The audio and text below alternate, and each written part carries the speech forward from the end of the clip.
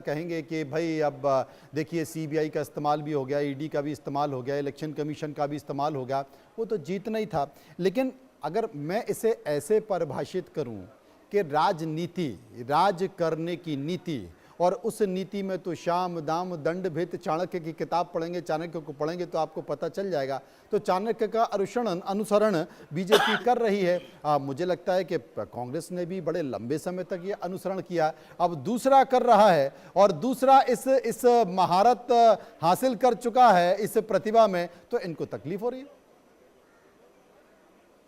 मनोज जी, ऐसा है कि अभी दूसरे चैनल पे एक कांग्रेस प्रवक्ता ने कहा कि ये भाजपा जो है ना, इसने एक स्क्रिप्ट बना के रखा हुआ है, इलेक्शन कमीशन को दे दिया है और उन्होंने बताया है कि कौन से राज्य में किसको जीतना चाहिए।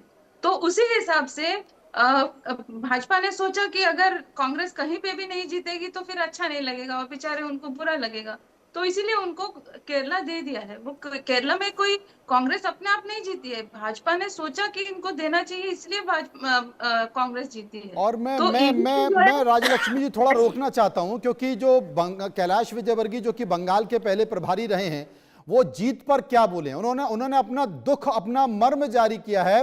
वो कहते हैं कि पश्चिम बंगाल में बीजेपी को बढ़त मिल रही है। वो ये भी कहते हैं कि पश्चिम बंगाल में बीजेपी जीत रही है, सुखद की बात है। इसका खुशी का अंदाजा मुझसे ज्यादा कोई नहीं लगा सकता, क्योंकि बंगाल में जब मैं चुनाव लड़ रहा था, चुनाव प्रभारी था, तो मेरे ऊपर कई सारे मामले लाद दिए गए, इतने गंभीर प्रकरण लाद दिए गए, यहां तक कि मेरे ऊपर बलात्कार जैसे गंभीर आरोप लगा दिए गए, एफआईआर दर्ज कर दी गई, मुझे जेल भेजने की कोशिश की गई। मुझसे ज्यादा खुशी किसको हो सकती है, इस बात का जिक्र कैलाश विजयवर्गीय कर रहे हैं। और कैलाश विजयवर्गीय ये भी कह रहे हैं कि मेरे ऊपर दुष्कर्म का केस, चाइल्ड ट्रैफिकिंग का केस, ये तमाम ऐसे केस मेरे ऊपर लगा दिए क्योंकि हम लड़ाई लड़ रहे थे।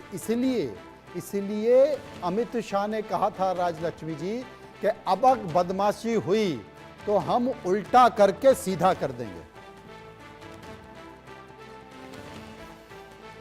तो कहा था, वो गुंडों के लिए कहा था। उन्होंने ये कहा था कि अगर कोई टीएमसी के गुंडे लोगों को डरा धमकाए कि यहाँ पर वोटिंग के लिए नहीं जाना है, जो कि प्रथा थी, हर हर इलेक्शन में वही होता था, पंचायत इलेक्शन हो, विधानसभा हो, लोकसभा हो, लोगों को डराया धमकाया जाता था या फिर उनको मार दिया जाता था अगर उन्होंने विपक्ष को वोट कर दिया। तो ये सब जो है, इसीलिए अमित शाह जी ने ये कहा था कि अगर ऐसे कोई बदमाशी करेगा कोई, तो फिर उनको उल्टा लटका दिया जाएगा। और टीएमसी के वालों ने क्या किया, वो धमकी दे रहे थे सीआरपीएफ वालों को, इलेक्शन कमीशन को, वो धमकी दे रहे थे जो पुलिस कर्मी है उनको।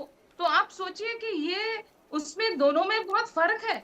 आप गुंडों को धमकी देना और जो सीआरपीएफ वालों हैं उनको गुंडा कहना, उनके विरुद्ध न जाने क्या क्या अनाप शनाप बक रहे थे कि सीआरपीएफ वालों ने किसी की हत्या कर दी। ये सब जो है, उन्होंने जितना एक फेक न्यूज, उन्होंने जितना हर हर विषय में फेक न्यूज, और हर विषय में अभी आप सोचिए कि स्टेज पर खड़े होके जो लोगों को धमकी देते हैं कि अगर पिछले बारी इन 4 कॉन्स्टिट्यूएंसीज में हम हार गए थे, इस बार अगर हम हार गए तो फिर हम किसी को छोड़ेंगे नहीं। मैं राजीव देखता हूँ चंद्रशेखर।